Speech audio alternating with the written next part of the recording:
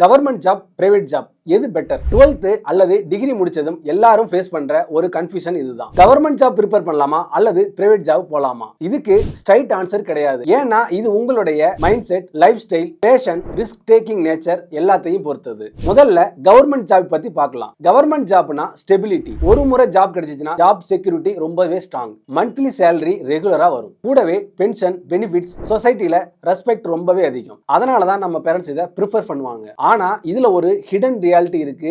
Government ஜாப்ல competition அதிகம். லட்சக்கணக்கான மாணவர்கள் பாத்தீங்கன்னா ரொம்ப குறைஞ்ச சீட்டுக்கு அதிக போட்டி போடுறாங்க. இந்த எக்ஸாமுக்கு தயாராகிறதுக்கு 2 ல இருந்து 5 வருஷம் கூட ஆகுது. அந்த டைம்ல கன்சிஸ்டன்சி, பேஷன் இல்லைன்னா இடையிலேயே கிவ் அப் பண்ண வாய்ப்பு இருக்கு. இப்போ பிரைவேட் ஜாப் பத்தி பார்ப்போம். இந்த பிரைவேட் ஜாப் அப்படின்றது வேகமா செல்லக்கூடிய பாதை. படிச்சு முடிச்சதும் இமிடியேட்டா ஜாப் கிடைக்க வாய்ப்பு இருக்கு. சேலரி ஆரம்பத்துல குறைவா இருக்கலாம், ஆனா போக போக growth அதிகமா இருக்கும். ஸ்கில் இருந்தா 2-3 வருஷத்திலேயே நம்மளுடைய சேலரி டபுள் ஆகும். ஆனா இதுல ரிஸ்க் இருக்கு. ஜாப் செக்யூரிட்டி குறைவு, கம்பெனியோட பெர்ஃபார்மன்ஸ், மார்க்கெட்டோட கண்டிஷன் இது எல்லாமே நம்மளுடைய ஜாபை பாதிக்கும். அதனால தொடர்ந்து அப்கிரேட் ஆகிட்டே இருக்கணும். இப்போ மெயின் டிஃபரன்ஸ் என்னன்னா, கவர்மெண்ட் ஜாப் வந்து ஸ்டெபிலிட்டியை கொடுக்கும், பிரைவேட் ஜாப் வந்து growth கொடுக்கும். கவர்மெண்ட் ஜாப்ல ஸ்லோவான growth ஆனா டென்ஷன் கம்மி. பிரைவேட் ஜாப்ல ஃபாஸ்ட் growth ஆனா பிரஷர் அதிகம். அதனால எது உங்களுக்கு பெட்டர்னு கேட்கறதுக்கு முன்னாடி எது உங்களுக்கு செட் ஆகும் அப்படின்னு தான் கேட்கணும். நீங்க பேஷன் உடையவரா, நீண்ட காலம் வெயிட் பண்ண தயாரா, ஒரு ஸ்டேபிள் லைஃப் வேணும்னு நினைக்கிறீங்களா? அப்படின்னா கவர்மெண்ட் ஜாப் உங்களுக்கு சரி.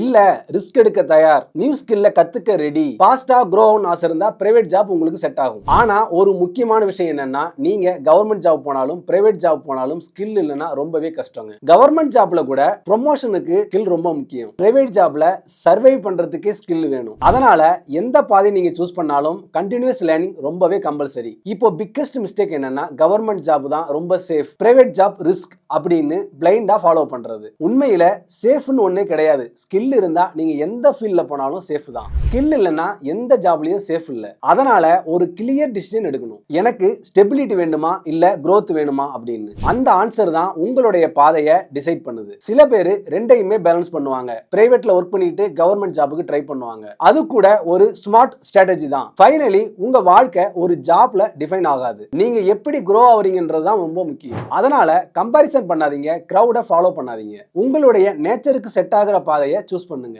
இன்னைக்கு ஒரு சிம்பிள் டிசிஷன் எடுங்க, நான் என்ன டைப் வாழ்க்கையை விரும்புறேன் அப்படின்னு. அந்த கிளாரிட்டி வந்தா கவர்மெண்டா பிரைவேட்டா அப்படின்ற கன்ஃபியூஷன் கிளியர் ஆயிடும். இது போன்ற மேலும் பல கெரியர் சம்பந்தப்பட்ட தகவல்களுக்கு யோகம் டீல ஃபாலோ பண்ணி வச்சுக்கோங்க. உங்களுடைய கெரியர்ல எந்த மாதிரி டிசிஷன் எடுக்கணும், இல்ல என்ன மாதிரி ஸ்கில்ல டெவலப் பண்ணிக்கணும் அப்படின்ற சந்தேகங்கள் உங்களுக்கு இருந்ததுன்னா ஸ்கிரீன்ல தெரியுற எங்களுடைய நம்பருக்கு கால் பண்ணி உங்களுடைய சந்தேகங்களை கேட்டு தெளிவடைஞ்சுக்கோங்க. நன்றி.